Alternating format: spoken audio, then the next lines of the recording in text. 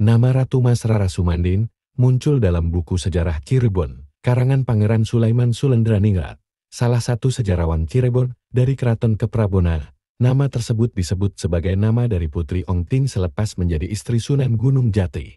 Ong Tin dalam buku sejarah Cirebon disebut sebagai salah satu istri Sunan Gunung Jati asal negeri Cina. Dari negerinya ia berlayar berbulan-bulan menuju Cirebon untuk menjumpai Sunan Gunung Jati, akan tetapi sesampainya di Cirebon, ia merasa kecewa sebab orang yang dicarinya tidak ada.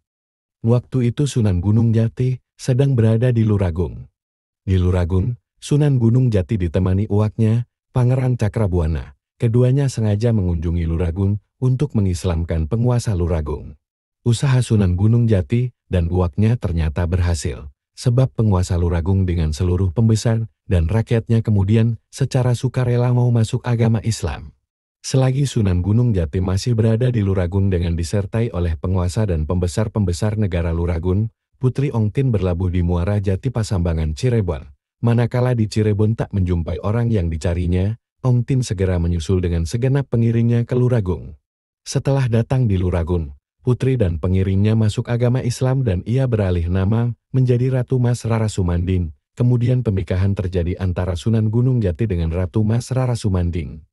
Sesudah beres segala-galanya, Sunan Gunung Jati dengan istri dikawal oleh pengiring putri yang telah Islam, pulang ke Cirebon. Ratu Mas Rara Sumanding tidak panjang usia. Setelah 4 tahun menetap di Cirebon, Ratu Mas Rara Sumanding meninggal dunia tanpa putra dan dimakamkan di Astana Agung Gunung Jati Cirebon. Ia mempunyai seorang anak angkat yang bernama Pangeran Kuningan, seorang bayi penguasa Luragung, hasil pertukaran dengan Bokor Kuningan yang dibawanya dari negeri Cina. Bayi itu kelak dibesarkan oleh Gedeng Kemuning dan kelak menjadi Adipati Kuningan. Selain itu, Pangeran Kuningan juga diakui sebagai putra Sunan Gunung Jati.